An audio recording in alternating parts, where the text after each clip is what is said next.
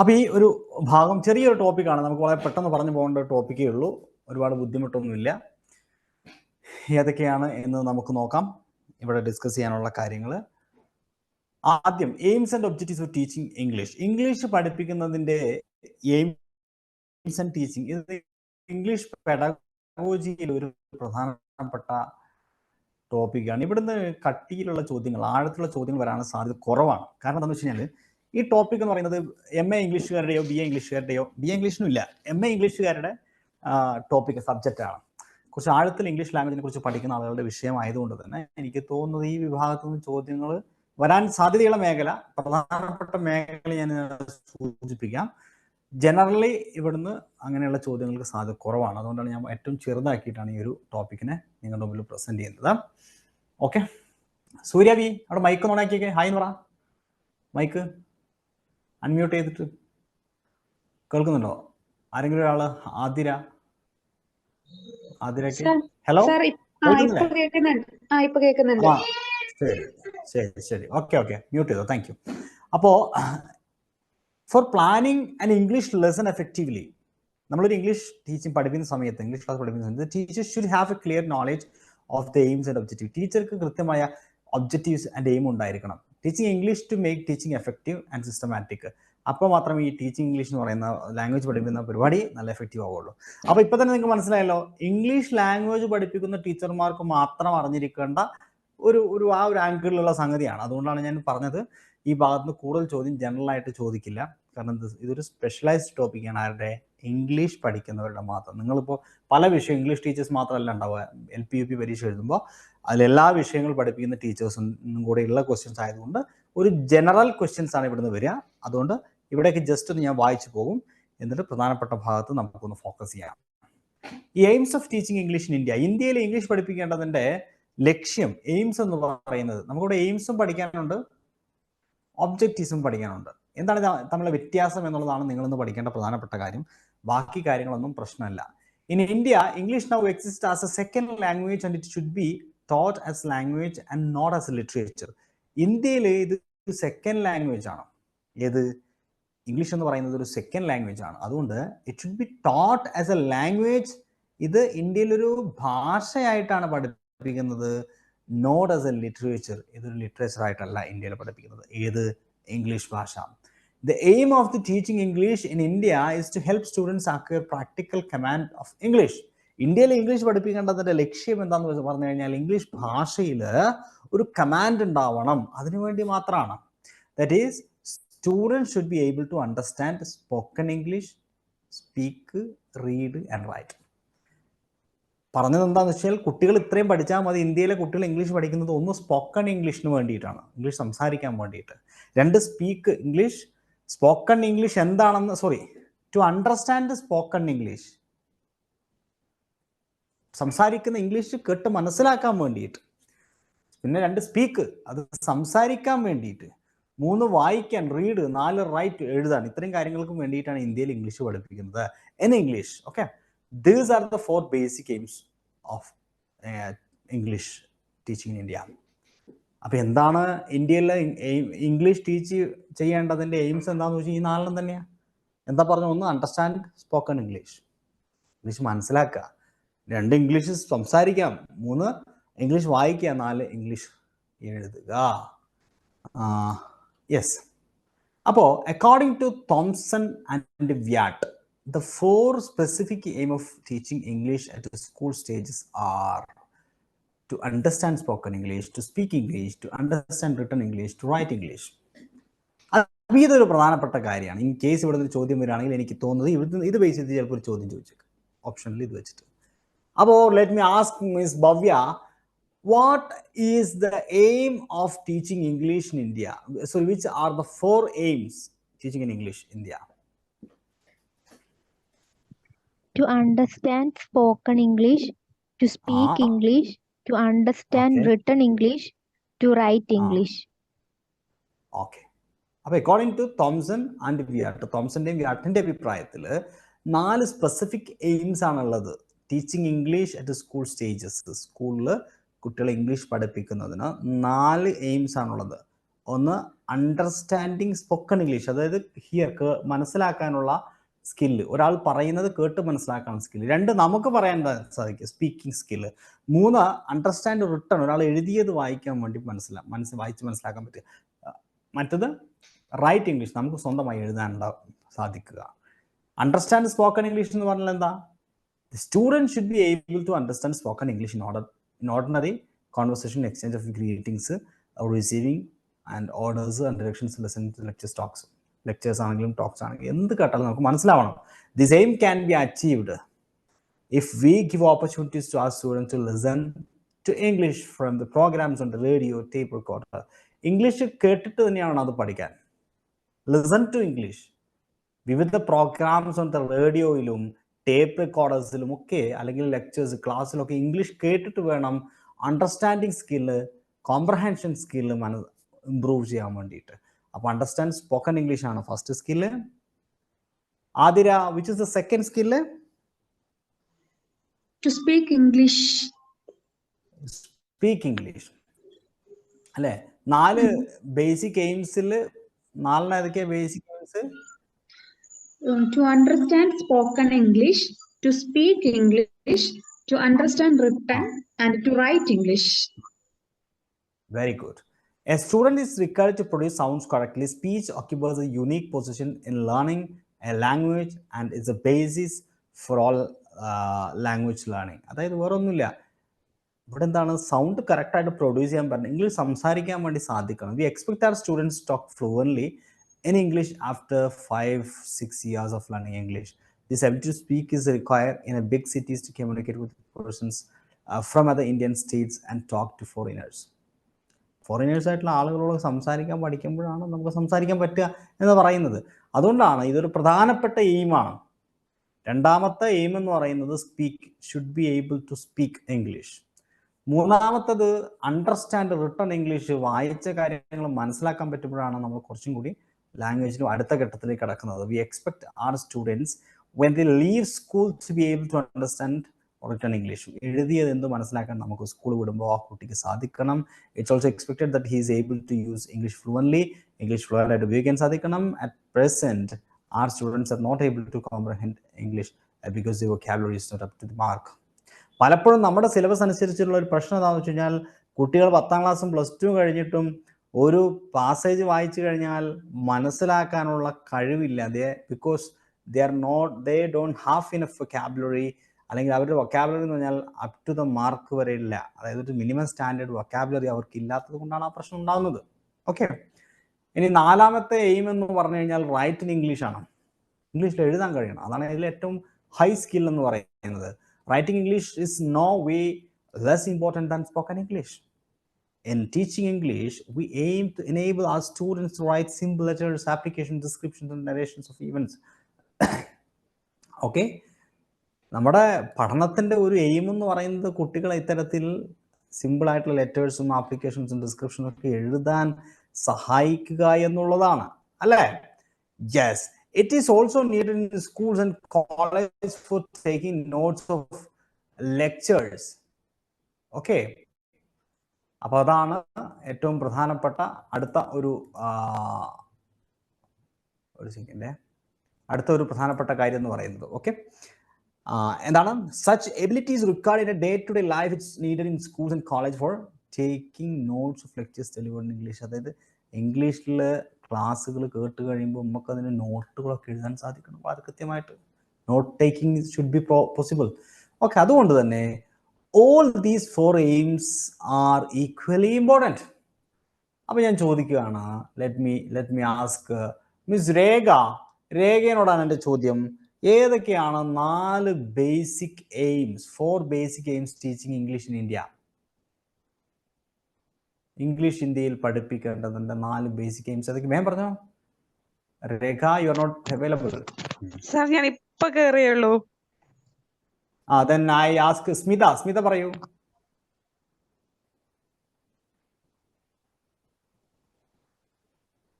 സ്മിതന് മൈക്കോണല്ല. Serena പറയൂ.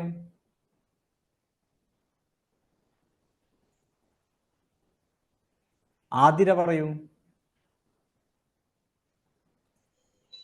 Sir, First one, ഞാൻ പറഞ്ഞു. understanding spoken English. Second one, to speak English, to understanding written English, and to write in English. Okay, എന്താണ് ഞാൻ ആ നാലെണ്ണം എന്താണ്?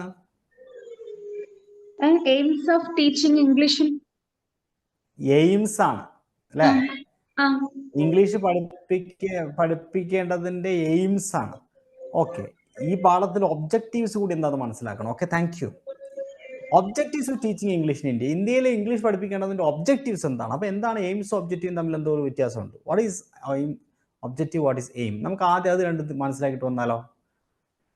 Difference between aims and objective, ഇതൊരു പ്രധാനപ്പെട്ട പോയിന്റ്. ഇവിടുന്ന് ചിലപ്പോൾ ഒരു ചോദ്യത്തിന് സാധ്യതയുണ്ട്.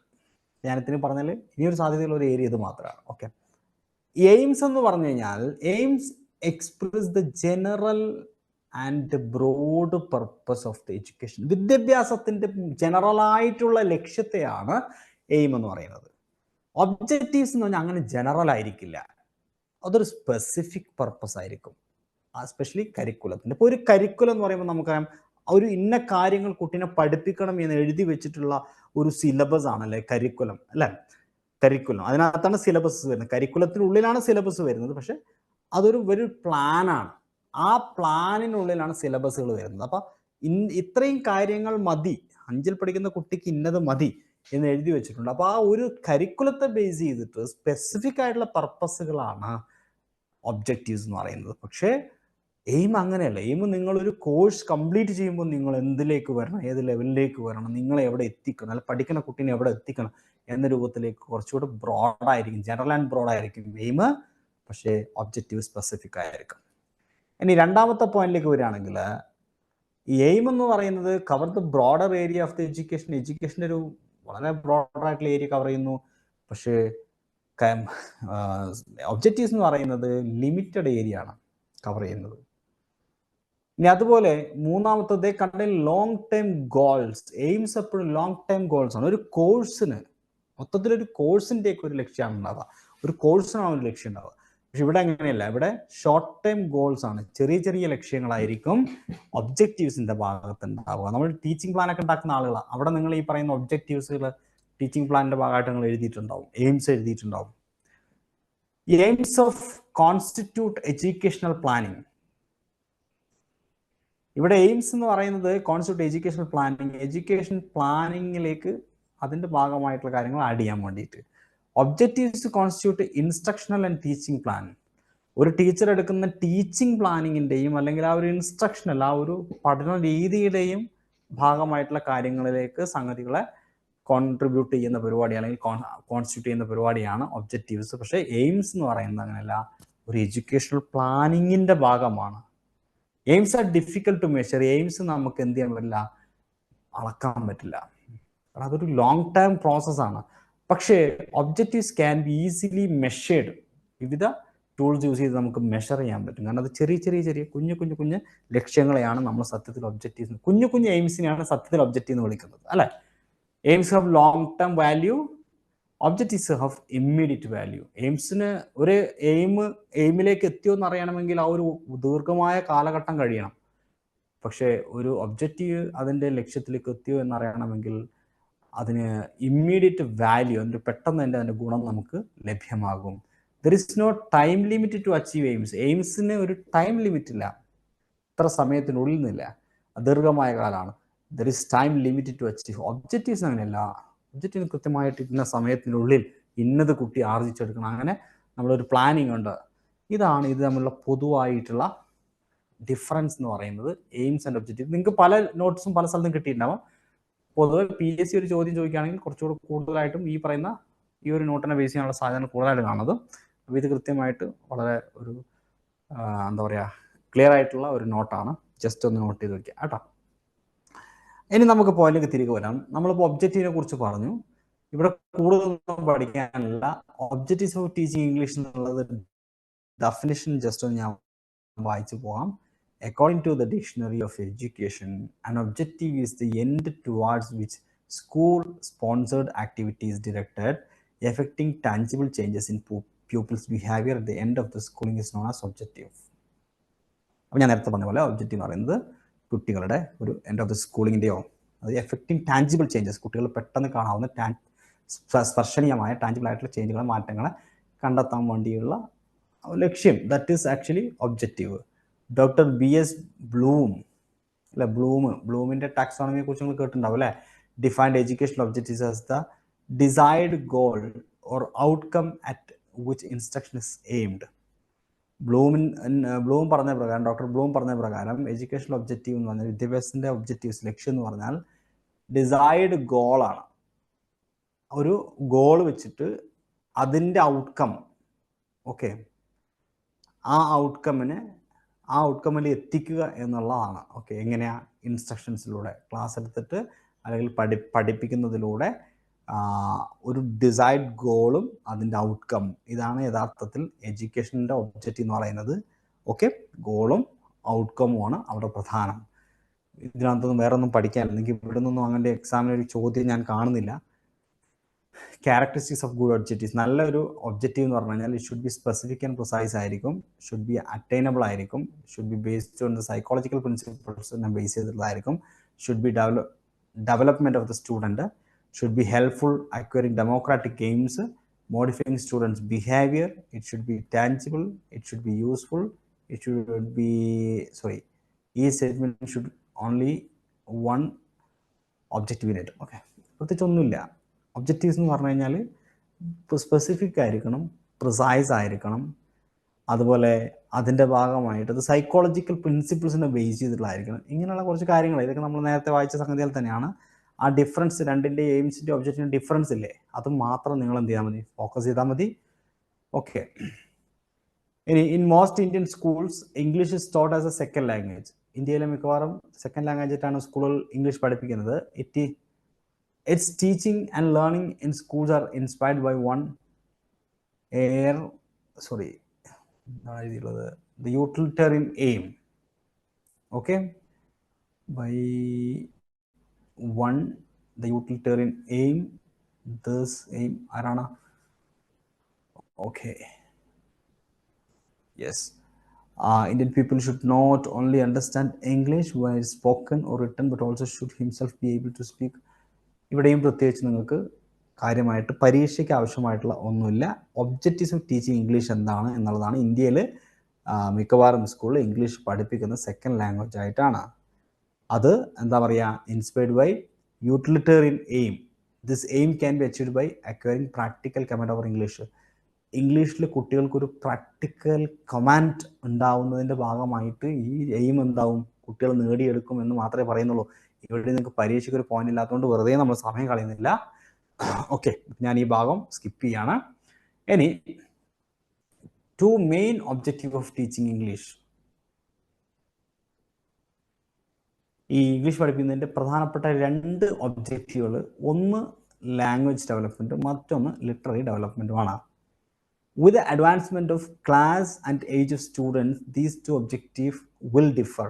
ഈ രണ്ട് ഒബ്ജക്റ്റീവ്സ്, അതായത് ലാംഗ്വേജ് ഡെവലപ്മെൻറ്റും അതുപോലെ ലിറ്റററി ഡെവലപ്മെൻറ്റും, ഇത് രണ്ടും ഡിഫറെൻറ്റ് ക്ലാസ് അനുസരിച്ച് അല്ലെങ്കിൽ different age of the students അനുസരിച്ച് ഈ പറയുന്ന ഒബ്ജക്റ്റീവുകൾക്ക് വ്യത്യാസമുണ്ടാവും, മാറ്റമുണ്ടാവും. ഓക്കെ, അപ്പോൾ ഇവിടെ രണ്ട് മെയിൻ ഒബ്ജക്റ്റീവ്സ് എന്ന് പറയുന്നത് ഒന്ന് ലാംഗ്വേജ് ഡെവലപ്മെൻറ്റും മറ്റൊന്ന് ലിറ്റററി ഡെവലപ്മെൻറ്റുമാണ്. ഓക്കെ, ഇവിടെയും നിങ്ങൾക്ക് പ്രത്യേകിച്ചൊന്നുമില്ല. അപ്പോൾ ഇത്രയും നേരം ഞാൻ പറഞ്ഞതിനകത്ത് ഇങ്ങനെ പറഞ്ഞപ്പോൾ കുറേ കാര്യങ്ങൾ മനസ്സിലായിട്ടുണ്ടാവില്ല. ഇതിങ്ങനെ പറഞ്ഞു പോകാൻ പറ്റുള്ളൂ, അങ്ങനത്തെ ഒരു വിഷയമാണ്. ഞാൻ നേരത്തെ പറഞ്ഞു, ഇത് ഇംഗ്ലീഷുകാർക്ക് മാത്രമായിട്ടുള്ള വിഷയമാണ്. അതുകൊണ്ട് എല്ലാ വിഷയവും പഠിക്കുന്ന ആളുകൾക്ക് ബോറടിക്കുന്ന വിഷയമാണ്. അതുകൊണ്ട് നിങ്ങൾക്ക് ഞാൻ എക്സാം റിലേറ്റഡ് ആയിട്ടുള്ള കാര്യം എവിടെയാണ് നമുക്ക് ശ്രദ്ധിക്കേണ്ടത്. ഇപ്പോൾ ഇതുവരെ പറഞ്ഞ രണ്ട് കാര്യമാണ്. ഞാനൊന്ന് മുമ്പോട്ട് പോകാം. ഒന്ന്, ഞാൻ ആദ്യം പറഞ്ഞത്, അതായത് തോംസൻ്റെയും വ്യാട്ടിൻ്റെ അഭിപ്രായത്തിൽ ഇംഗ്ലീഷ് ടീച്ചിങ്ങിൻ്റെ എയിംസ് എന്ന് പറയുന്നത് 4 എണ്ണമാണ്. ഞാൻ ഇവിടെ സ്റ്റാർ വരച്ചിട്ടുണ്ട്. To understand spoken English, to speak English, to understand written English, to write English. അത് കഴിഞ്ഞിട്ട് എന്തെങ്കിലും ഒരു പോയിന്റ് ഉണ്ടെങ്കിൽ അതാ ഇവിടെയാണുള്ളത്. എവിടെ? എയിംസും ഒബ്ജക്റ്റീവും തമ്മിലുള്ള വ്യത്യാസം. അതാണ് നിങ്ങളിനി രണ്ടാമത് ഇത്രയും ഞാൻ പറഞ്ഞതിൽ ഫോക്കസ് ചെയ്യേണ്ട ഏരിയ. ഇനി ഈ കമാൻഡ് ഓവർ ലാംഗ്വേജ് എന്ന് പറയുന്നത്, ഈ ഭാഷയിലെ കമാൻഡ് എന്ന് പറയുന്നത് 2 രൂപത്തിലുണ്ട്. പാസീവ് കമാൻഡ് ഉണ്ട്, ആക്റ്റീവ് കമാൻഡ് ഉണ്ട്. ഈ ചാർട്ട് ഒന്ന് നിങ്ങളുടെ മനസ്സിലേക്ക് ജസ്റ്റ് ഒന്ന് കുറിച്ച് വെക്കുന്നത് നല്ലതാണ്. ഇംഗ്ലീഷ് ലാംഗ്വേജിലെ കമാൻഡ് ഉണ്ടാവാൻ വേണ്ടിയിട്ടാണല്ലോ, അതൊരു പ്രധാനപ്പെട്ട ഒബ്ജക്റ്റീവാണ് ലാംഗ്വേജിൽ കമാൻഡ് ഉണ്ടാവുക എന്നുള്ളത്. അപ്പോൾ command over English language, English ഭാഷയിൽ അത്രയധികം കഴിവുണ്ടാവണം എന്ന് നമ്മൾ പറയുന്നു. രണ്ട് രീതിയിലുള്ള കമാൻഡ് ഉണ്ടാവും, ഒന്ന് പാസീവ് കമാൻഡ്, മറ്റൊന്ന് ആക്റ്റീവ് കമാൻഡ്. ഈ പാസീവ് കമാൻഡ് എന്ന് പറയുന്നത് അതിന് അണ്ടർസ്റ്റാൻഡിങ് ആണ്. ഒന്ന് മനസ്സിലാക്കുക, നമ്മൾ ഈ ഒരാൾ പറയുന്നത് നമ്മൾ കേട്ട് മനസ്സിലാക്കൂ അല്ലേ. അപ്പോൾ അത് പാസീവ്. അതിനകത്ത് നമുക്ക് എന്തെങ്കിലും ജോലിയുണ്ട്, നമ്മുടെ കൈ കൊണ്ടോ ടാഞ്ചിബിൾ ആയിട്ട്, അല്ലെങ്കിൽ നമ്മുടെ കൈ കൊണ്ട് നമ്മൾ കയ്യോ കാലോ വെച്ചുകൊണ്ട് നമ്മളൊരു പണി എടുക്കുന്നില്ല. No active, no action. Okay, Athira, നമ്മൾ മനസ്സിലാക്കുമ്പോൾ എന്തെങ്കിലും ആക്ഷൻ ചെയ്യുന്നുണ്ടോ നമ്മൾ? ഇല്ല. ഇല്ല. പക്ഷെ സംസാരിക്കുമ്പോ ഉണ്ടോ? സംസാരിക്കുമ്പോ ഉണ്ട്. അപ്പോ അത് ഒരു ആക്റ്റീവ് കമാൻഡ് ആണ്, സ്പീക്കിംഗ്. പക്ഷെ അണ്ടർസ്റ്റാൻഡിങ് എന്താണ്? ഒരു പാസീവ് കമാൻഡ്. Passive command. അതിൽ റീഡിങ് എന്ന് പറയുന്നത് നമ്മൾ സ്വന്തമായിട്ട് ഇങ്ങനെ വായിക്കുകയാണ്, അതൊരു ആക്ഷൻ അല്ല സത്യത്തിൽ. മറിച്ച് എഴുതുമ്പോ എന്തായി മാറും? റൈറ്റിംഗ് ആക്ഷൻ ഉണ്ടാവും, ഒരു ആക്ഷൻ മാറും. അപ്പൊ കമാൻഡ് ഓവർ ഇംഗ്ലീഷ് ലാംഗ്വേജിനെ രണ്ടായി തിരിക്കാം. ഏതൊക്കെയാ? പാസീവ് കമാൻഡും ആക്റ്റീവ് കമാൻഡും. അപ്പൊ ഇംഗ്ലീഷ് ഒരു ഭാഷയിലെ കമാൻഡ് രണ്ട് തരത്തിലുണ്ട്. ഏതൊക്കെയാ? ആക്റ്റീവും പാസീവും. ഈ പാസീവ് കമാൻഡിൽ ഉൾപ്പെടുന്നത് ഏതെല്ലാം കഴിവുകളാ? Understanding, reading. ഓക്കെ. ആക്റ്റീവ് കമാൻഡിൽ ഉൾപ്പെടുന്ന കഴിവുകൾ, എബിലിറ്റീസ് ഏതൊക്കെയാ? Writing, speaking. Writing and speaking ആണ്. ഓക്കെ. ഇനി ഈ പാസീവ് കമാൻഡ് എന്ന് പറഞ്ഞ സംഗതി ഉണ്ടല്ലോ, രണ്ടെണ്ണം, അത് റിസപ്റ്റീവ് പ്രോസസ്സാണ്. അതേസമയം ആക്റ്റീവ് കമാൻഡ് എന്ത് പ്രോസസ്സാ? എക്സ്പ്രസീവ് പ്രോസസ്സാണ്. ഈ ഒരു ചാർട്ട് ബേസ് ചെയ്ത് ചിലപ്പോൾ എന്തെങ്കിലും ഒരു ന്യൂ പാറ്റേൺ ചോദ്യം വന്നാലോ, അതുകൊണ്ട് ഈ ചാർട്ട് ഒന്ന് മനസ്സിൽ ഓർത്ത് വയ്ക്കുക. ഒന്നുമില്ല, ഇംഗ്ലീഷ് ഭാഷയിലെ കമാൻഡ് രണ്ട് വിധത്തിലായിരിക്കണം. ഒന്ന് പാസീവ് കമാൻഡ്, ഒന്ന് ആക്റ്റീവ് കമാൻഡ്. പാസീവ് കമാൻഡ് എന്ന് പറഞ്ഞു കഴിഞ്ഞാൽ നമ്മൾ പാസീവായി ചെയ്യുന്നത്, വായന പാസീവാണ്, നമ്മൾ അണ്ടർസ്റ്റാൻഡ് മനസ്സിലാക്കുന്ന പാസീവ്. പക്ഷെ നമ്മൾ നേരെ ഓപ്പോസിറ്റ്, മനസ്സിലാക്കുന്നതിന് വരെ സംസാരിക്കുകയാണെങ്കിൽ ആക്റ്റീവാണ്, അതുപോലെ വായിക്കുന്നതിന് വരെ എഴുതുകയാണെങ്കിൽ ദാറ്റ് ഇസ് ഓൾസോ ആക്റ്റീവാണ്. ഈ ആക്റ്റീവ് ആയിട്ടുള്ള സംഗതികൾ എക്സ്പ്രഷൻ ചെയ്യുന്നതുകൊണ്ട് തന്നെ എക്സ്പ്രസീവ് പ്രോസസ്സാണ്, മറ്റത് റിസപ്റ്റീവ് പ്രോസസ്സാണ്. ഇത്രയും കാര്യങ്ങൾ ഒന്ന് ഓർത്ത് വെക്കുന്നത് നല്ലതാണ്. ഇതൊന്നും എവിടുന്നാ വരാന്ന് കൃത്യമായി പറയാൻ സാധിക്കില്ല. ടൂൾസ് നിങ്ങൾക്ക് തരാനുള്ള സംഗതികൾ ഞാൻ തരുന്നു, അത്ര മാത്രമേ ഉള്ളൂ. കാരണം ഫസ്റ്റ് ടൈം ആണ് ഈ ടോപ്പിക്ക് പരീക്ഷയിൽ വരുന്നത്. അതുകൊണ്ട് ചിലപ്പോൾ ഈ മൊത്തത്തിൽ ഈ ടോപ്പിക്ക് തന്നെ ചോദ്യം കുറവായിരിക്കും ഉണ്ടാവുക. വരികയാണെങ്കിൽ ഞാൻ ഈ സ്റ്റാർ ഇട്ട ഭാഗത്തു നിന്നുള്ള സാധ്യതയാണ് കാണുന്നത്. ഓക്കെ. ഇനി നമ്മൾ ഈ ടീച്ചിങ്ങിലൂടെ, ഇപ്പം നമ്മളെന്താ പറയുക, ടീച്ചിങ്ങിൻ്റെ എയിംസ് ആൻഡ് ഒബ്ജക്റ്റീവാണ് പഠിക്കുന്നത്. അതിലൂടെ ഡെവലപ്പ് ചെയ്യേണ്ട ചില സ്കില്ലുകളുണ്ട്. എന്തൊക്കെ എബിലിറ്റീസ് ആണ് ഡെവലപ്പ് ചെയ്യേണ്ടത് ഇംഗ്ലീഷ് ടീച്ച് ചെയ്യുന്നതിലൂടെ? ഒന്ന് ലിസണിങ്, 2 റീഡിങ്, 3 സ്പീക്കിംഗ്, 4 റൈറ്റിംഗ്. ഇതിനെ നമ്മൾ ചുരുക്കി എന്ത് പറയും? LSRW. ഇതല്ലേ നമ്മൾ കഴിഞ്ഞ ഇന്നലെയൊക്കെ പഠിച്ചല്ലേ, LSRW.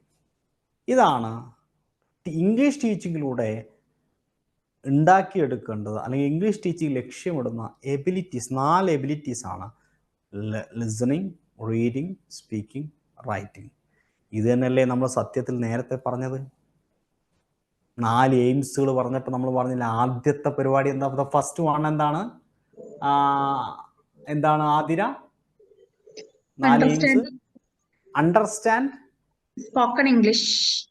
അതന്നെയല്ലേ ഈ ലിസണിങ് എന്ന് പറഞ്ഞ പരിപാടി? ലിസൺ അതെ അല്ലേ? പിന്നെ 2 എന്താ? To speak English.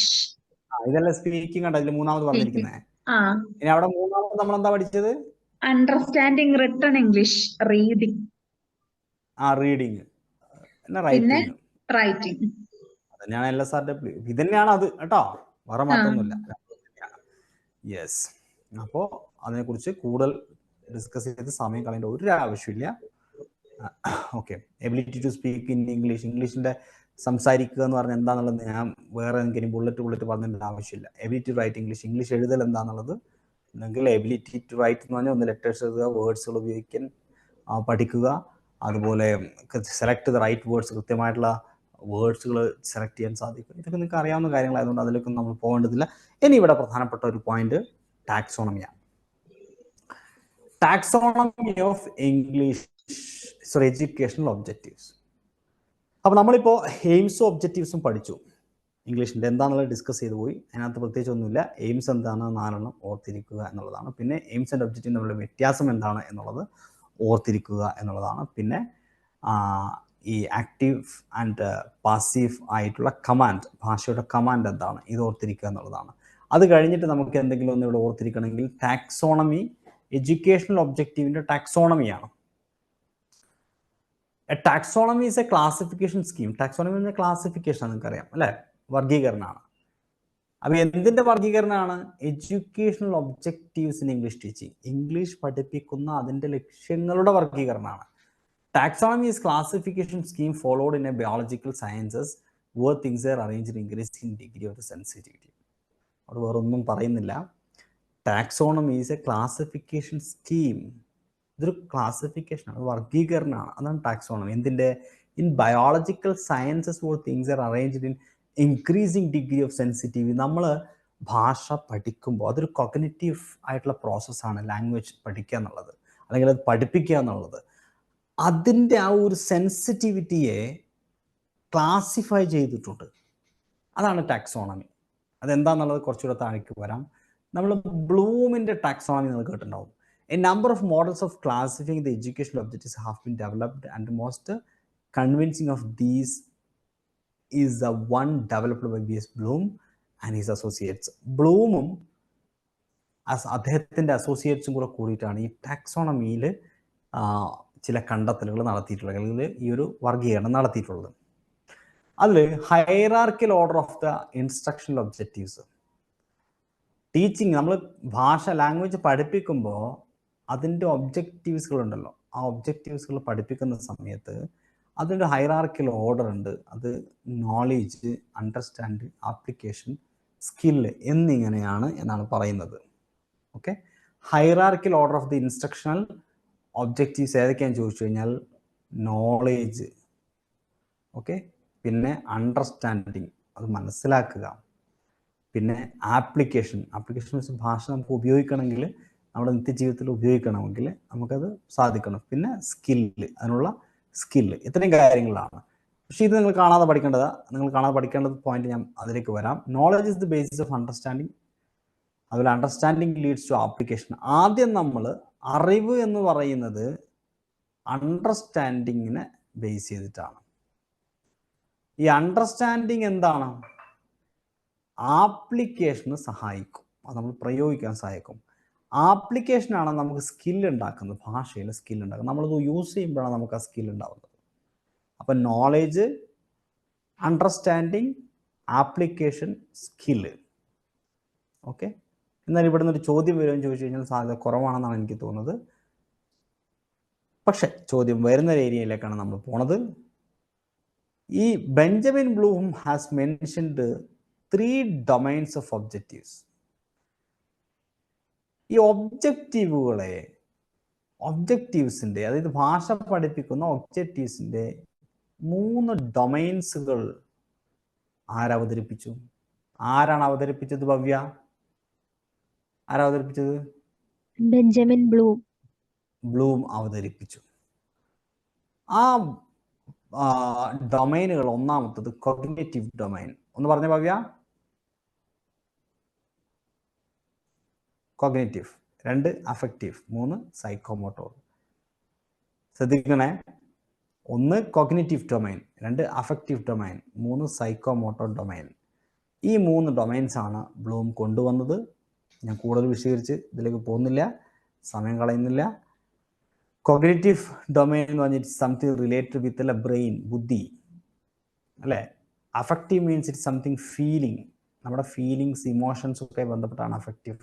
പിന്നെ ഒന്ന് സൈക്കോമോട്ടോർ, നമ്മുടെ ശരീരത്തിൽ. അപ്പോൾ വാട്ട് ഈസ് എഡ്യൂക്കേഷൻ? എഡ്യൂക്കേഷൻ എന്താണെന്ന് ചോദിച്ചു കഴിഞ്ഞാൽ ശരിക്കും വിദ്യാഭ്യാസത്തെക്കുറിച്ച് ബ്ലൂം പറയുന്നത് വിദ്യാഭ്യാസത്തിന് ഈ 3 ഡൊമൈൻസ് ഉണ്ട്. ബുദ്ധിപരമായിട്ടുള്ള വികാസം എഡ്യൂക്കേഷന് പോയിട്ട് ആവശ്യമാണ്. അതേസമയം ബുദ്ധി മാത്രം മതിയോ? വെറും ബുദ്ധി മാത്രമായിട്ടോ ഈ ലോകത്തൊരു ഗുണമില്ല. മനുഷ്യൻ കുറച്ചുകൂടെ അഫക്റ്റീവ് ഡൊമൈനും കൂടെ ആർജിച്ചെടുക്കണം. സഹജീവികളോടുള്ള സ്നേഹം, സഹതാപം, കരുണ, അങ്ങനെയുള്ള വികാരങ്ങൾ എല്ലാം ഉണ്ടാവണം. അതാണ് അഫക്റ്റീവ് ഡൊമൈൻ. ഒപ്പം കായികപരമായിട്ടുള്ള സ്കിൽസുകൾ ഉണ്ടാവണം, സൈക്കോമോട്ടോർ. ഇത് 3മാണ്. ഓക്കെ, ഇനി ഇവിടെ ഒന്നും പ്രത്യേകിച്ചൊന്നും ഇല്ല. ഈ കൊഗ്നിറ്റീവ് ഡൊമൈൻ എന്ന് പറഞ്ഞു കഴിഞ്ഞാൽ അത് കുറേ സ്റ്റേജുകളിലൂടെയാണ് സാധ്യമാകുന്നത്. ആദ്യം ഒരു നോളേജ് ഉണ്ടാവും, വിവരം, അതുമായി ബന്ധപ്പെട്ട അറിവുണ്ടാവും. അറിവ് പതിയെ കോംപ്രഹെൻഷനിലേക്കും പിന്നീട് ജീവിതത്തിലേക്ക് നമ്മൾ കാര്യം പഠിക്കുന്നു, മനസ്സിലാക്കുന്നു, ജീവിതത്തിൽ അപ്ലൈ ചെയ്യുന്നു, പിന്നെ അത് അനലൈസ് ചെയ്യാൻ പഠിക്കുന്നു, ഒരു ഹൈ ലെവലിലേക്ക് പോകുമ്പോൾ സിന്തസൈസ് ചെയ്യുന്നു, ഇവാലുവേറ്റ് ചെയ്യുന്നു. ഇത്രയും അതാണ് ഏറ്റവും വലിയ സ്കിൽ എന്ന് പറഞ്ഞാൽ ഇവാലുവേഷനാണ് കോഗ്നിറ്റീവ് ഡൊമൈനിൽ. ഇനി കോഗ്നിറ്റീവ് ബുദ്ധിയാണ് കേട്ടോ.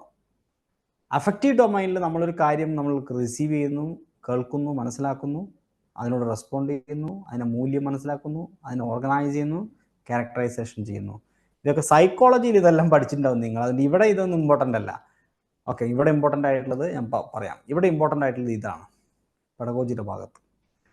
സൈക്കോമോട്ടർ ഡൊമൈനിൽ നമ്മൾ ആദ്യം ഇമിറ്റേറ്റ് ചെയ്യുന്നു ഒരാളിലെ എല്ലാം, ബോഡി ലാംഗ്വേജ് ഒക്കെ നമ്മൾ ഇമിറ്റേഷൻ ആണ്. പിന്നെ നമ്മൾ മാനിപ്പുലേറ്റ് ചെയ്യുന്നു, പ്രിസൈസ്, പിന്നെ അത് നമ്മൾ ചുരുക്കി കൊണ്ടുവരുന്നു, പിന്നെ അതിനെ ചുരുക്കിയത് നമ്മൾ യൂസ് ചെയ്യുന്നു, ആർട്ടിക്കുലേറ്റ് ചെയ്യുന്നു, പിന്നെ അത് നാച്ചുറലൈസേഷൻ, അത് നാച്ചുറൽ ആവുന്നു. എന്തിന് നടത്തം പോലും നമ്മൾ എന്ത് ചെയ്യാറുണ്ട്, ഒരാൾ അല്ലേ, നമുക്ക് ഇഷ്ടപ്പെട്ട ആളുടെ നടത്തം പോലും നമ്മൾ ടീനേജിലൊക്കെ ഇപ്പോൾ ചില നടത്തം കണ്ടിട്ട് ആ നടത്തം പോലും നമ്മൾ ഇമിറ്റേറ്റ് ചെയ്യും, പിന്നെ അത് മാനിപ്പുലേറ്റ് ചെയ്ത് തുടങ്ങും, പിന്നെ കുറച്ച് കഴിയുമ്പോൾ അത് പ്രിസൈസ് ആവും, ചുരുങ്ങും, അത് പിന്നെ ആ ചുരുങ്ങിയത് നമ്മൾ ആർട്ടിക്കുലേറ്റ് ചെയ്യും, പിന്നെ അത് ജനറലായിട്ട് ചിലപ്പോൾ നമ്മുടെ നടത്തമായിട്ട് മാറും, ആ സ്റ്റൈൽ മാറും.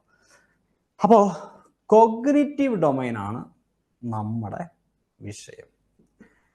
കോഗ്നിറ്റീവ് ഡൊമൈൻ, ബുദ്ധിപരമായ വികാസത്തിൻ്റെ ഘട്ടങ്ങൾ ഏതൊക്കെയാണെന്ന് ചോദിച്ചാൽ knowledge, comprehension, application, analysis, synthesis, evaluation. ഞാൻ എന്നെ ചുരുക്കിയൊരു കോഡ് പോലെ പറഞ്ഞുതരാം. ഇസാക്.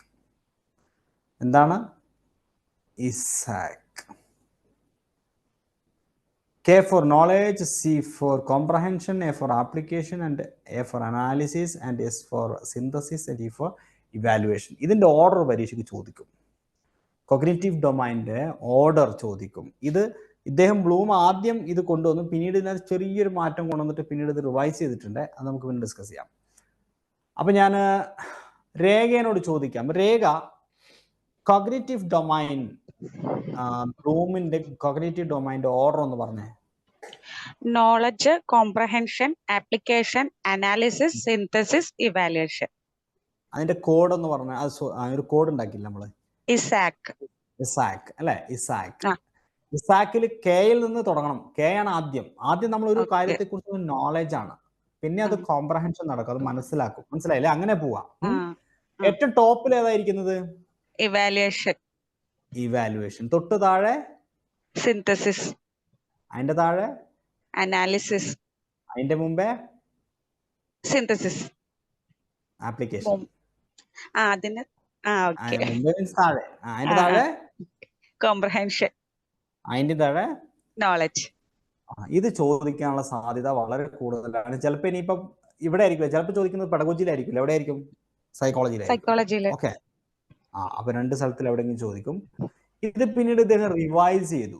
ഇത് ആദ്യത്തേത് ഇസാക്ക് റിവൈസ് ചെയ്തപ്പോൾ ഇവിടെ എന്ത് മാറ്റം വന്നുള്ളത്? എന്താ രേഖയിൽ കാണാൻ സാധിക്കുന്നത്? ഇവാലുവേഷൻ. നോളേജ് എന്ന് പറഞ്ഞാൽ റിമെമ്പറിങ് ആയി, കോംപ്രഹെൻഷൻ അണ്ടർസ്റ്റാൻഡിങ് ആയി അല്ലേ? അതായത് ഇദ്ദേഹം ഇവിടെ ഉണ്ടായിരുന്നത് എല്ലാം നൗണുകളെയെല്ലാം വെർബാക്കി മാറ്റി, ING കൂട്ടിയിട്ട്. നോളേജ് അറിവ്, അതിനെ റിമെമ്പറിങ് ആക്കി, കോംപ്രഹെൻഷനെ അണ്ടർസ്റ്റാൻഡിങ് ആക്കി, ആപ്ലിക്കേഷനെ അപ്ലൈയിങ്, അനാലിസിസിനെ അനലൈസിങ്. എന്നിട്ട് ഇദ്ദേഹം ഈ സിന്തസിസിനെ കൊണ്ടുപോയിട്ട് ഇങ്ങോട്ട് ഇട്ടിട്ട് ഈ ഇവാലുവേഷൻ ഇവാലുവേറ്റിംഗ് ആയി, സിന്തസിസ് എന്തായി? ക്രിയേറ്റിംഗ് ആക്കി. അപ്പൊ പരീക്ഷയ്ക്ക് ഈ ഇത്രയും ഭാഗം നിങ്ങൾക്ക് ചോദിക്കുന്നില്ല, അതതിനെ വെർബാക്കിയിട്ടേ ഉള്ളൂ. നിങ്ങളോട് ചോദിക്കുക എന്തെങ്കിലും ഇത് ബേസ് ചെയ്യുന്ന എന്തെങ്കിലും ചോദിച്ചേക്കാം. അതായത് സിന്തസിസ് എന്തായി? ക്രിയേറ്റിംഗ് ആയി. എന്നിട്ട് അതിന്റെ പൊസിഷൻ മാറ്റി. അത് അദ്ദേഹം പിന്നീട് പറഞ്ഞത് ഇതാണ് ഏറ്റവും അവസാനം. ആദ്യം പറഞ്ഞ ഇവാലുവേഷൻ ആണ് ഏറ്റവും അവസാനത്തെ. പിന്നെ അദ്ദേഹം പറഞ്ഞു സിന്തസിസിന്റെ പകരം വന്ന ക്രിയേറ്റിംഗ് ആണ് ഏറ്റവും ടോപ്പ്. അപ്പൊ ഇവാലുവേഷൻ എവിടെ പോയി? താഴെ പോയി. ഓക്കെ, അപ്പൊ ഇതാണ് ഇസാക്ക് ശരിക്കും ഓർത്തിരിക്കുക ഓർഡറിൽ. എന്നിട്ട് ഇസാക്കിന്റെ തലപ്പത്തിരിക്കുന്ന ഈ ഇവാലുവേഷൻ എന്താ, ഇവാലുവേറ്റിംഗ് എന്ന് മാറ്റി അത് താഴെ വന്നു, സിന്തസിസ് എന്താക്കി, ക്രിയേറ്റിംഗ് ആക്കി മുകളിലോട്ട് പോയി. ആ ഒരു സംഗതി ഇവിടെ നോക്കണം. This is very important. അപ്പൊ അദ്ദേഹം നൗണിനെ വെർബാക്കുക ചെയ്തത് അല്ലേ? നോളജ് എന്തായി? റിമെമ്പറിംഗ് ആയി. കോംപ്രഹെൻഷൻ എന്തായി? അണ്ടർസ്റ്റാൻഡിംഗ് ആയി. അണ്ടർസ്റ്റാൻഡിംഗ് ആയി. Evaluating has been replaced by synthesis. Okay. And creating has been replaced by evaluation. അങ്ങനെയല്ലേ ചെയ്തത്? ഇവാലുവേഷനെ മാറ്റിയിട്ട് എന്താ ചെയ്തത്? ക്രിയേറ്റിംഗ് കൊണ്ടുവന്നു ആ സ്ഥാനത്ത്. സിന്തസിസിനെ മാറ്റിയിട്ട് ആ സ്ഥാനത്ത് എന്ത് കൊണ്ടുവന്നു? ഇവാലുവേഷനെ കൊണ്ടുവന്നു. ഇവാലുവേറ്റിംഗ് കൊണ്ടുവന്നു. ഇത്രയേ ഉള്ളൂ സംഗതി. അപ്പൊ the sub categories of 6 categories are also in the form of the verbs. ഈ പറഞ്ഞ എല്ലാം 6 എണ്ണവും വെർബാക്കി മാറ്റി മൂപ്പര്. ഇത്രയേ ഉള്ളൂ കേട്ടോ. ബാക്കി നിങ്ങൾ ആഴത്തില് സൈക്കോളജിയുടെ ക്ലാസ്സിൽ പഠിച്ചിട്ടുണ്ടോ, അതുകൊണ്ട് ഞാൻ ഇതിലേക്കൊന്നും പോകുന്നില്ല. ഈ obstacles in realisation of objectives ഇതൊന്നും ഇമ്പോർട്ടൻ്റ് അല്ല. അപ്പോൾ അതാണ് ഏത് കോഗ്നിറ്റീവ് ഡൊമൈൻസ് ഇമ്പോർട്ടൻ്റ് ആണ്. ഒരിക്കൽ കൂടി ഞാൻ ചോദിക്കാം, ഞാൻ ഭവ്യനോട് ചോദിക്കാം, ഭവ്യ, ബ്ലൂംസിന്റെ അഭിപ്രായത്തിലുള്ള കോഗ്നിറ്റീവ് ഡൊമൈൻസുകളുടെ സ്റ്റേജുകൾ ഏതൊക്കെയാണ്? 6 സ്റ്റേജസ് ഏതൊക്കെയാണ്? Knowledge, comprehension, application, analysis, synthesis, evaluation. അതിനൊരു കോഡ് ഉണ്ടല്ലോ നമ്മൾ ഉണ്ടാക്കിയ ഇസാക്ക്. ഓക്കെ. ഏറ്റവും അവസാനം വരുന്ന 2 എണ്ണം ഏതാണ് പിരമിഡിലെ? സിന്തസിസും ഇവാലുവേഷനും. ഇസാക്കില് എസ് സിന്തസിസ് അല്ലെ? സിന്തസിസും ഇവാലുവേഷനും. പിന്നെ ഇദ്ദേഹം റിവൈസ് ചെയ്തപ്പോൾ സിന്തസിസ് എന്തായി മാറി? ഇവാലുവേറ്റിംഗ് മേലേക്ക് പോയി. ക്രിയേറ്റിംഗ് ആക്കി അല്ലെ? താഴേക്ക് കൊണ്ടുവന്നു. സിന്തസിസ് ലാസ്റ്റ് പോയി. എന്ത് പേരില്? ക്രിയേറ്റിംഗിലേക്ക് പോയി അല്ലേ? Okay, good. ഈ നോളേജിന്റെ ഏറ്റവും അടിയത്തെ നോളേജ് അതെന്തായി മാറി? റിമെമ്പറിംഗ് ആയി മാറി. അത് ചിലപ്പോൾ അതൊക്കെ ചോദിച്ചേക്കാം കേട്ടോ റിവൈസ് ചെയ്തപ്പോ. ഓക്കെ. ഇനി നമ്മുടെ പോയിന്റ് അടുത്തത് ഞാൻ സ്റ്റാർ ഇടുന്നത് ഇവിടെയാണ്. ഇത് പരീക്ഷയ്ക്ക് ചോദിച്ചേക്കാം. Methods of teaching English language. English language പഠിപ്പിക്കുന്ന മെത്തേഡുകൾ കുറച്ചധികം, ഒരു 5-6 മെത്തേഡുകൾ ഉണ്ട്. പരീക്ഷയ്ക്ക് ആവശ്യമുള്ളത് മാത്രമേ ഞാൻ പറയുന്നുള്ളൂ. Grammar translation method. ഇംഗ്ലീഷ് പഠിപ്പിക്കുന്ന 3 മെത്തേഡുകൾ നമ്മൾ ഇവിടെ ഡിസ്കസ് ചെയ്യുന്നു. ഒന്ന് grammar translation method GTM, 2 DM direct method, 3 audio lingual method ALM. Serena, ഏതൊക്കെയാണ് methods of teaching English language? English language ടീച്ചിങ്ങിലെ 3 മെത്തേഡുകൾ, പ്രധാനപ്പെട്ട 3 എണ്ണം. Grammar translation method, direct method, audio lingual method. Very good. Grammar translation method എന്ന് പറഞ്ഞാൽ this method is also known as classical method. ശ്രദ്ധിക്കണേ, പരീക്ഷയ്ക്ക് ചോദിക്കും. ഈ GTMന്റെ മറ്റൊരു പേരാണ്, ഗ്രാമർ ട്രാൻസ്ലേഷൻ മെത്തേഡിന്റെ മറ്റൊരു പേരാണ് classical method. Because it's oldest method of language teaching. കാരണം ഇത് ഏറ്റവും പഴയ മെത്തേഡാണ്. ഭാഷ പഠിപ്പിച്ചിരുന്ന ഏറ്റവും പഴയ മെത്തേഡ്. പഴയ സംസ്കൃതം പഠിപ്പിക്കാനും ഗ്രീക്ക് ലാംഗ്വേജ് പഠിപ്പിക്കാനും ഒക്കെ ഉപയോഗിച്ചിരുന്നത് ഈ ഗ്രാമർ ട്രാൻസ്ലേഷൻ മെത്തേഡ് ഉപയോഗിച്ചിട്ടാണ്. It was primarily used to teach classical languages such as Sanskrit, Greek, Latin, Persian. പഴയ കാലത്ത് സംസ്കൃതം പഠിപ്പിക്കാനും ഗ്രീക്ക് പഠിപ്പിക്കാനും ലാറ്റിൻ, പേർഷ്യൻ പഠിപ്പിക്കാനും ഒക്കെ ഗ്രാമർ ട്രാൻസ്ലേഷൻ മെത്തേഡാണ് യൂസ് ചെയ്തത്. The method became organized and systematic in Germany, Prussia, അന്നത്തെ പ്രഷ്യയാണ്, at the end of the 18th century. അതുകൊണ്ട് തന്നെ ഈ മെത്തേഡിന് വേറൊരു പേരും കൂടി ഉണ്ട്, പ്രഷ്യ മെത്തേഡ്. അപ്പൊ 3 പേരായി. Grammar transition method, that means GTM method, പിന്നെ ക്ലാസിക്കൽ മെത്തേഡ്, ഇപ്പോൾ പ്രഷ്യ മെത്തേഡ്. ആതിരാക്കെ GTMന്റെ 3 പേരുകൾ പറ. Grammar transitional method, translation method, classical മെത്തേഡും Prussia method. Very good. It was introduced to India through the British colonial influence. ആ കാലഘട്ടത്തിലാണ് ഇന്ത്യയിൽ ഇത് കൊണ്ടുവന്നത്. നമ്മളെ പഴയ ഏതൊക്കെ ഭാഷ പഠിപ്പിക്കാനാണ് ഉപയോഗിച്ചിരുന്നത് ആതിരൊക്കെ? ഗ്രീക്ക്, ലാറ്റിൻ, സാൻസ്ക്രിറ്റ്, പേർഷ്യൻ അല്ലേ? Persian. The originator of the grammar translation method was the German scholar named J.V. Meidinger. J.V. Meidinger ആണ് GTM ന്റെ എന്താ പറയാ ഒറിജിനേറ്റർ, അത് കൊണ്ടുവന്നയാള്. GTM കൊണ്ടുവന്നയാൾ എന്ന് പറയുന്നത്, ഒറിജിനേറ്റർ എന്ന് പറയുന്നത് J.V. Meidinger ആണ്. The first course book using this method was written by J.C. Frick ആണ് ആദ്യമായിട്ട് ഒരു കോഴ്സ് ബുക്ക് ഇതിനു വേണ്ടി ഉപയോഗിച്ചത്. The grammar translation method focuses heavily on grammar rules and translation activities. According to Champion H, under this method, the meaning of English words, phrases, and sentences is taught by means of the word-by-word translation into the learner's mother tongue. ഇത് എങ്ങനെയാന്ന് വെച്ചാൽ ഒരു ഭാഷയിൽ നിന്ന് ഇപ്പോൾ English മറ്റൊരു ഭാഷയിലേക്ക് mother ടങ്ങിലേക്ക് മാറ്റുമ്പോൾ വേർഡ് ബൈ വേർഡ് ട്രാൻസ്ലേഷൻ ആണ്. Not the point, word for word, word by എന്നല്ല പറയുന്നത്, word for word translation, also known as Prussian method. അപ്പൊ ഞാൻ ആതിരാക്കേനോട് തന്നെ കുറച്ച് ചോദ്യങ്ങൾ ചോദിക്കാം. ആതിരാക്കെ ഈ GTM മെത്തേഡിന്റെ മറ്റ് 2 പേരുകൾ പറ. Classical method and Persian method. Persia ഈ മെത്തേഡ്. മെത്തേഡ് പണ്ട് ആദ്യമായിട്ട് കൊണ്ടുവന്ന വ്യക്തി, ഒറിജിനേറ്റർ ആരാണ്? മെയ്ഡിഞ്ചർ. J.V. Meidinger അല്ലെ? ആദ്യമായിട്ട് കോഴ്സ് ബുക്ക് 1793 ഉണ്ടാക്കിയത് J.C. Frick. J.C. Frick ആണ്. എക്സാക്ട്ലി എന്താണ് ഈ ഒരു പ്രോസസ്സിൽ നടക്കുന്നത്? ഇവിടെ വേർഡ് ഫോർ വേർഡ് ട്രാൻസ്ലേഷൻ ആണ് നടക്കുന്നത്. Translation. Very good. Also known as Prussian method. Good. ഇനി ഇവിടെ ഇത് ഇമ്പോർട്ടൻ്റ് അല്ല, ഇതിന്റെ അഡ്വാൻറ്റേജസും ഡിസഡ്വാൻറ്റേജസും ജസ്റ്റ് ഒന്ന് മനസ്സിലാക്കി വെച്ച് പോകണം. ചിലപ്പോൾ അത് ബേസ് ചെയ്ത് എന്തെങ്കിലും ഒരു സ്റ്റേറ്റ്മെന്റ് ചോദിച്ചാലോ. അഡ്വാൻറ്റേജ് എന്ന് പറഞ്ഞു കഴിഞ്ഞാൽ ഇറ്റ് സേവ്സ് ടൈം, സമയം ലാഭിക്കാം. അതായത് effort as translation gives meaning more quickly than definition demonstration.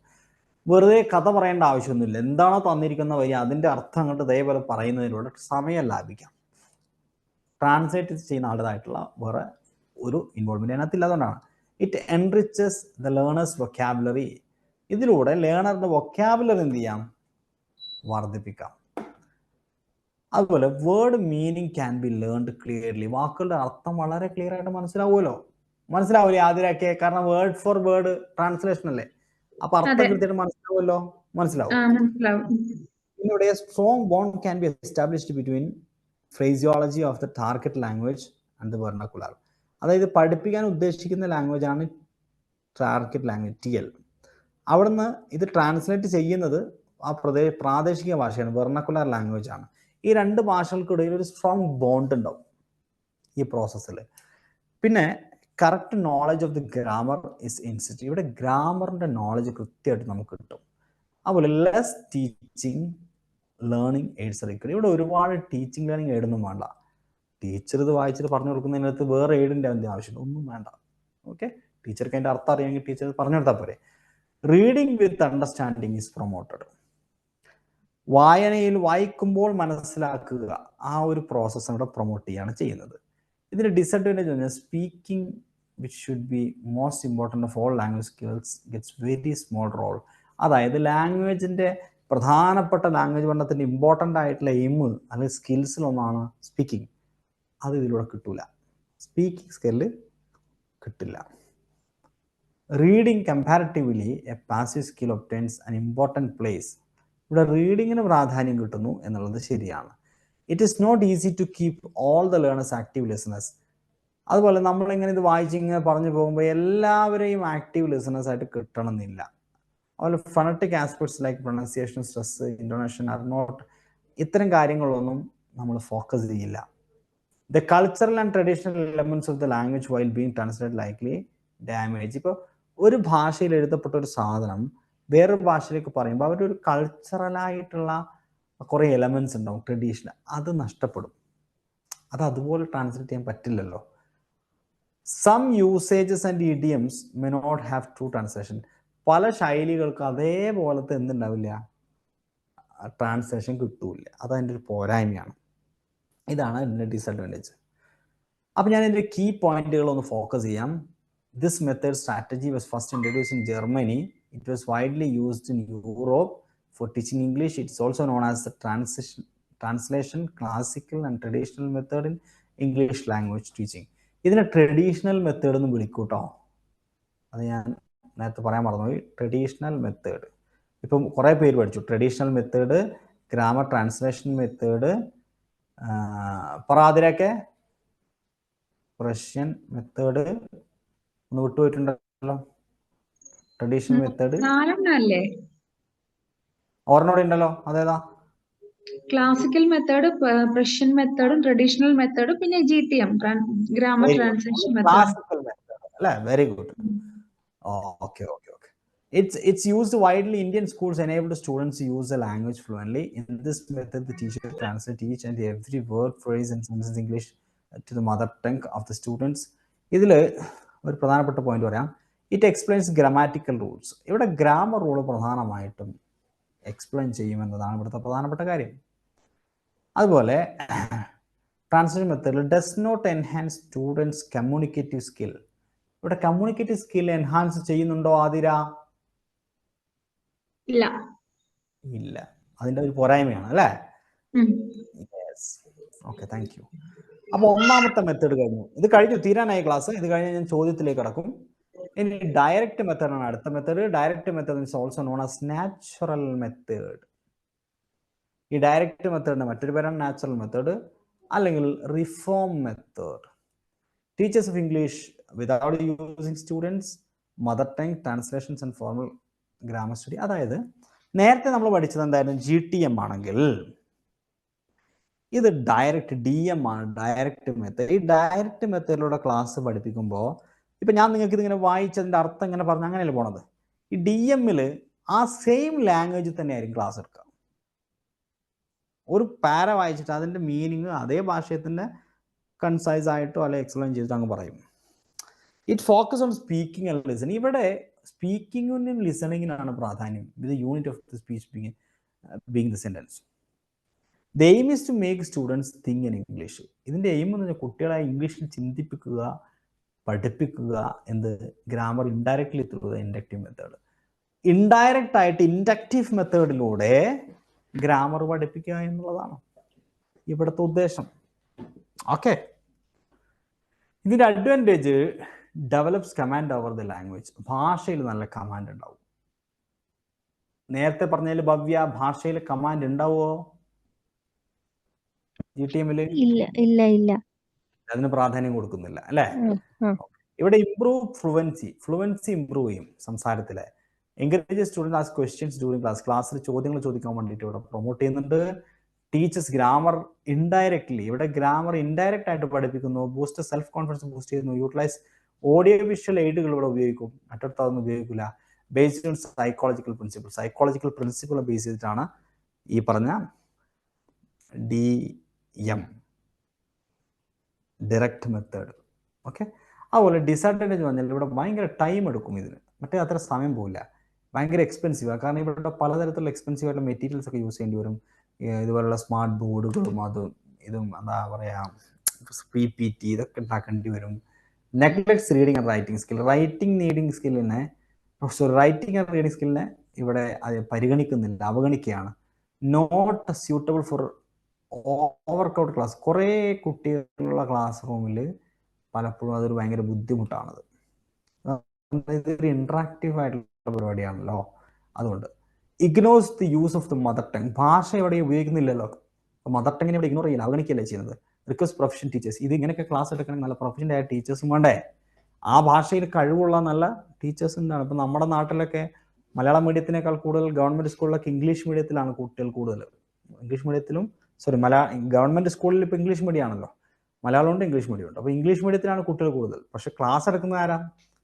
English മീഡിയത്തിൽ പഠിപ്പിച്ച് പരിചയമില്ലാത്ത, ഇംഗ്ലീഷ് എന്താണെന്ന് അറിയാത്ത, മലയാളം മീഡിയത്തിൽ അതേ ക്ലാസ് എടുക്കുന്ന അതേ, ഇപ്പോൾ എസ്പെഷ്യലി മാത്സ് എടുക്കുന്ന മലയാളം മീഡിയത്തിൽ മാത്സ് എടുക്കുന്ന അതേ ടീച്ചർ പോയിട്ട് ഇംഗ്ലീഷ് മീഡിയത്തിൽ ക്ലാസ് എടുക്കുന്നു. അപ്പോൾ രണ്ടിന് ടേംസുകൾ ഡിഫറെൻ്റ് ആണ്, വലിയ പ്രശ്നമാണ്. ഇംഗ്ലീഷ് മീഡിയത്തിൽ പഠിക്കുന്ന കുട്ടി ഇംഗ്ലീഷിൽ അത് പറഞ്ഞു കൊടുക്കാൻ ടീച്ചേഴ്സിന് കഴിയണം. അപ്പോൾ ഇംഗ്ലീഷ് മീഡിയത്തിൽ പ്രാക്ടീസ് ഇല്ലാത്ത ടീച്ചേഴ്സാണ് ഇംഗ്ലീഷ് മീഡിയം പഠിപ്പിച്ചു കൊടുക്കുന്നത്. ഒരു 90% അങ്ങനെ തന്നെയാണ്. അപ്പോൾ ബിക്കോസ് പ്രൊഫഷൻ ടീച്ചേഴ്സിന് ഇവിടെ അത്യാവശ്യമാണ് ഈ ഒരു മെത്തേഡിൽ. ഇനി ഓഡിയോ ലിങ്കൽ മെത്തേഡാണ് ലാസ്റ്റ് മെത്തേഡ്. വളരെ സിമ്പിളാണ്. ഇതിൻ്റെ മറ്റൊരു പേരാണ് army method, new key method എന്ന് പേരുണ്ട്. This method of teaching foreign language is based on the behaviorist theory. ഇത് behaviorist theory ബേസ് ചെയ്തിട്ടുള്ള ഒരു മെത്തേഡാണ്. which postulates that human can be trained through the system of the reinforcement. shares several aspects with the direct മെത്തേഡിലെ പല ആസ്പെക്റ്റുകളും ഇതിനകത്തുമുണ്ട്. DM and ALM. Okay, അത് audio lingual മെത്തേഡിൻ്റെയാണ്, ഷോർട്ടാണ് ALM. Reactions to the perceived failure of the GTM ഇല്ലാത്ത പല കാര്യങ്ങളും GM-ലും ALM-ലും ഉണ്ട്. ഇവിടെ ഉള്ള പല പോരായ്മകളും DM-ലും ALM-ലും മേക്കപ്പ് ചെയ്യുന്നുണ്ട്. ഇത് അമേരിക്കയിലാണ് ആരംഭിച്ചത്. Emphasise listening and speaking skill. ഇവിടെ ലിസണിങ് സ്കില്ലിനും ഒരേ സമയം സ്പീക്കിംഗ് സ്കില്ലിനും പ്രാധാന്യം കൊടുക്കുന്നുണ്ട്. കഴിഞ്ഞു. അപ്പോൾ ഞാൻ ചോദിക്കട്ടെ, ഭവ്യ, ഓഡിയോ ലിംഗ്വൽ മെത്തേഡില്ലേ ALM, അതിന്റെ മറ്റു പേരുകൾ എന്തൊക്കെയാ? Army method, new key method. പരീക്ഷയ്ക്ക് ചിലപ്പോൾ ചോദിക്കും ആർമി മെത്തേഡ് എന്ന് പറഞ്ഞാൽ എന്താണ്? Audio lingual method. Okay. Classical മെത്തേഡോ? GTM. GTM അല്ലേ? Grammar translation method. ഗുഡ്. ഇനി ആദ്യം നമുക്ക് രേഖയോട് ചോദിക്കാം. രേഖ, ഈ ചോദ്യം ഒന്ന് വായിച്ചിട്ട് ഇതിന്റെ ഉത്തരം ഒന്ന് പറഞ്ഞു തരണം. നന്നായിട്ട് വായിച്ചോ.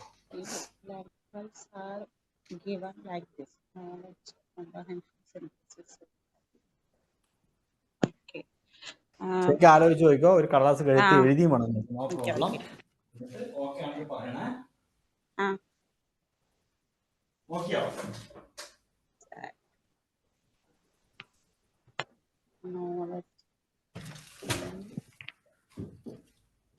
Knowledge, comprehension, application, analysis, synthesis, evaluation. അപ്പോ ആദ്യം A വരും നോളജ് ആവുമ്പോ അല്ലേ? താഴെ ഇസാക്ക് അല്ലേ?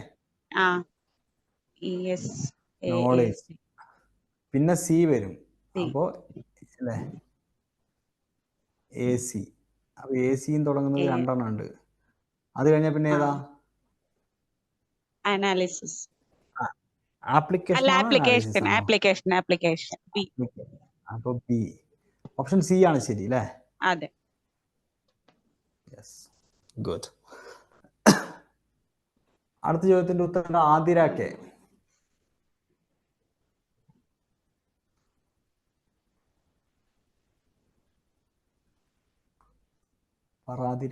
Cognitive, affective, psychomotor domain, all of this. Option D അല്ലേ? അത് ക്യാപ്പാണ്. Cognitive domain, affective domain, psychomotor. Okay. Next ഭവ്യനോട്, grammar translation method stresses on.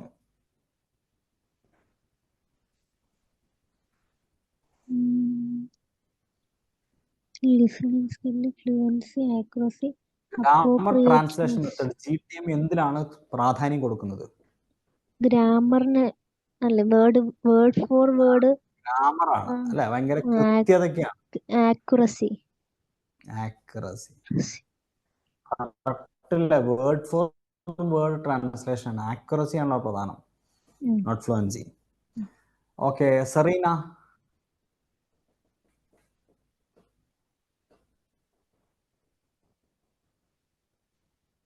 Okay, this question was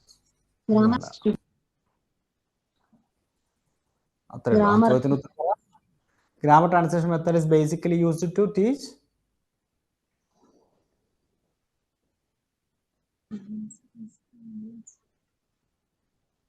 Grammar foreign analysis. language. Grammar translation method basically used എന്തിനാണ് ഉപയോഗിച്ചിരുന്നത്? Classical ലാംഗ്വേജുകൾ പഠിപ്പിക്കുന്നതിന് വേണ്ടിയല്ലേ? ആണല്ലോ, അതുകൊണ്ടല്ലേ classical method എന്ന് വിളിക്കുന്നത്. ഓക്കെ, GTM-ന്റെ മറ്റൊരു പേരാണ് എന്ത് സെറീന? Classical method. പറഞ്ഞേ. Classical method. Very good. ഇനി അടുത്തത് രേഖ, അഞ്ചാമത്തെ ചോദ്യം. Grammar translation method does not impress learning from mother tongue in importance.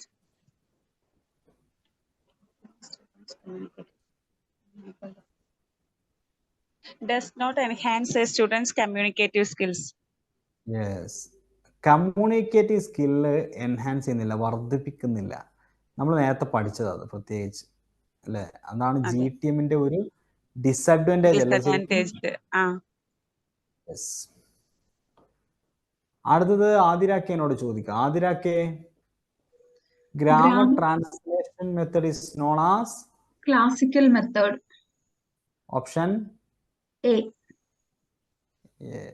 Okay, good. Next, Bhavya.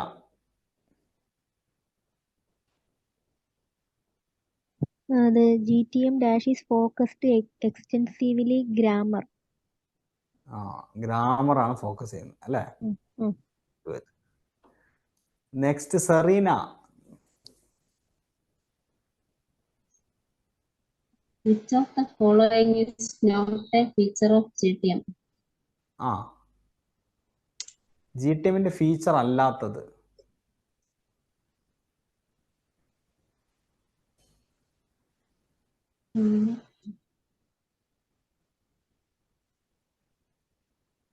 എന്ത് സ്കില്ലാ ഇല്ലാത്തത്? GTM കമ്മ്യൂണിക്കേഷൻ സ്കിൽ ഇല്ല നമ്മൾ പഠിച്ചതിക്ക് അതന്നെ വേറെ ഒന്നും നോക്കേണ്ട ആവശ്യം വരുന്നില്ല അല്ലേ?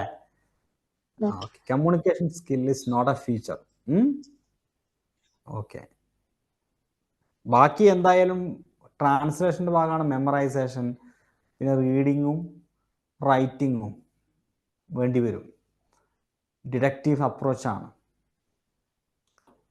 ഇനി അടുത്ത ഒമ്പതാമത്തേത് Rekha. Grammar translation method is also known as classical method.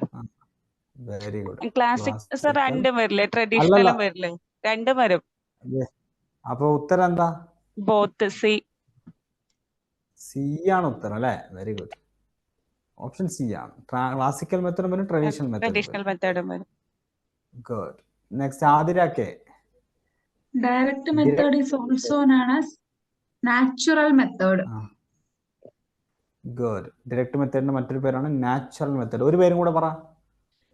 Reform method. Army മെത്തേഡോ? Army method, Nuki method. New key method, army method അല്ലേ? Okay, very good, thank you. അപ്പോൾ സത്യത്തിൽ ഈ ടോപ്പിക് കൂടെ കഴിഞ്ഞു. ഞാനൊരു 2-3 ചോദ്യം നിങ്ങൾക്ക് അഡീഷണൽ തരാം. Which one is associate with Vygotsky? The LP teacher പരീക്ഷ കഴിഞ്ഞിട്ട് 2020 ചോദിച്ചാൽ 2023. ആതിരാക്കെ പറ. UG theory, convergence theory, tabula rasa, stimulus response theory. വൈഗോട്സ്കിന്റെ സ്റ്റിമുലസും അല്ല tabula rasa അല്ല. അതെ, tabula rasa ആര് കൊണ്ടുവന്ന? John Locke. ലോക്കാണ്, നമ്മളന്ന് പഠിച്ചിട്ടുണ്ട്, ടേം കൊണ്ടുവന്നു അല്ലേ?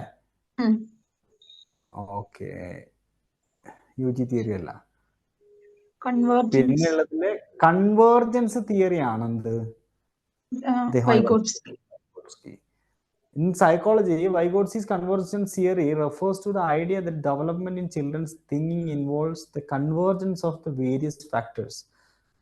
പല ഫാക്ടറുകളുടെയും ഒരു സംയോജനം നടക്കുന്നുണ്ട് കുട്ടികളുടെ ചിന്ത അല്ലെങ്കിൽ കോഗ്നിറ്റീവ് ഡെവലപ്മെന്റിൽ, ഇൻക്ലൂഡിങ് ബയോളജിക്കൽ ന്യൂട്രീഷൻ, ബയോളജിക്കൽ ന്യൂട്രീഷനും കൾച്ചറൽ ഇൻഫ്ലുവൻസ്, സോഷ്യൽ ഇന്ററാക്ഷൻസ്, അങ്ങനെ കുറേ ഘടകങ്ങൾ കൊടുത്തിട്ട് ഒരു കൺവേർജൻസ് നടക്കുന്നുണ്ട് എന്ന് അദ്ദേഹം പറഞ്ഞു. ഓക്കെ, അതാണ് സംഭവം.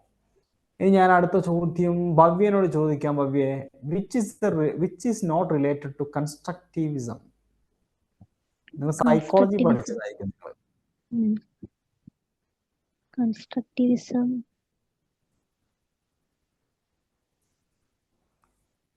teacher domain classroom.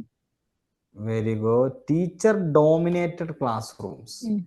Teacher dominated classroom. കൺസ്ട്രക്റ്റിവിസത്തിൽ വരില്ല. ഓക്കെ, അപ്പൊ എന്താണ് കൺസ്ട്രക്റ്റിവ്സ് എന്ന് അറിയില്ലെങ്കിൽ നമ്മുടെ ആപ്പിനകത്ത് മലയാളത്തിൽ വിവരിച്ചിട്ടുണ്ട്. നമ്മളെ ഏതില് ബ്രിസ്റ്റൂല് സൈക്കോളജിയുടെ ഇതിൽ തുടക്കത്തിൽ തന്നെ തിയറീസിനെ കുറിച്ച് പറയുന്നിടത്ത് കൺസ്ട്രക്റ്റിവിസം എന്താണ്, ബിഹേവിയറിസം എന്താണ്, അതിന്റെ സൈക്കോളജിസ്റ്റുകൾ ആരൊക്കെയാണ്, ഓരോ സൈക്കോളജിസ്റ്റിനെ കുറിച്ചും പറയുന്നുണ്ട്. ജസ്റ്റ് ഒന്ന് വായിക്കാൻ സമയം ഒന്ന് വായിച്ചു പോയിക്കോ. സൈക്കോളജിയിലും മാർക്ക് കിട്ടും, ചിലപ്പോൾ പെഡഗോജിയുടെ ഭാഗത്ത് വന്നാൽ അവിടെയും മാർക്ക് കിട്ടും. ഇതിപ്പോൾ പെഡഗോജിയുടെ ഭാഗത്താണ് ഇത് ചോദിച്ചിരിക്കുന്നത്, അതാണ് ഞാൻ തരാൻ കാരണം. ഈ ചോദ്യം ഒരു ചോദ്യം കൂടെ, സ്കിമ്മിങ് ഇൻ റീഡിങ് ഈസ് രേഖ പറ. രേഖ സൈത്ത്. Skimming in reading is reading longer text programs. B അല്ലേ, going through the text to find a particular kind of information. ആണോ? അപ്പൊ സ്കാനിങ്ങോ? അതെനിക്ക് കൺഫ്യൂഷൻ ഉള്ള ഏരിയ സാർ. അതിന് വല്ല കോഡുണ്ടോ? സ്കാൻ ചെയ്ത് ഇങ്ങനെ നോക്കുമ്പോ അത് ആതിര ഒന്ന് പറഞ്ഞ. ആതിര, എന്താ സംഭവം? സ്കാനിങ് എന്താണ്, സ്കിമ്മിങ് എന്താ? സ്കിമ്മിങ് എന്ന് പറയുമ്പോൾ ഒരു ഓവറോൾ ഐഡിയ കിട്ടാൻ വേണ്ടിയിട്ട് പെട്ടെന്നുള്ള ഒരു വായനയാണ് സ്കിമ്മിങ്. ഓക്കെ. സ്കാനിങ് എന്ന് പറയുമ്പോൾ നമുക്ക് ഒരു പർട്ടിക്കുലർ വേർഡോ അങ്ങനെ എന്തെങ്കിലും ഒന്ന് തെരഞ്ഞു കണ്ടുപിടിക്കാൻ വേണ്ടി നമ്മൾ വായിക്കുമല്ലോ, അതാണ് സ്കാനിങ്. സ്കാൻ ചെയ്യാം, അങ്ങനെ ഓർത്താ പോരെ. പർട്ടിക്കുലർ സാധനം അങ്ങനെ ചിന്തിച്ചാൽ മതി. അത് ചിലപ്പോൾ പരീക്ഷയ്ക്ക് വരാൻ സാധ്യതയുള്ള സംഭവമാണ് കേട്ടോ. അപ്പൊ ഇവിടുത്തെ ശരി ഉത്തരം ഏതാണ്? Going through the text quickly to get an overall idea. അതിന് മറക്കരുത് കേട്ടോ. Okay sir. Okay, thank you. അപ്പൊ നമ്മുടെ പെഡഗോജിയുടെ 5 ടോപ്പിക്സ് നമ്മൾ ഡിസ്കസ് ചെയ്ത് കഴിഞ്ഞിരിക്കുകയാണ്.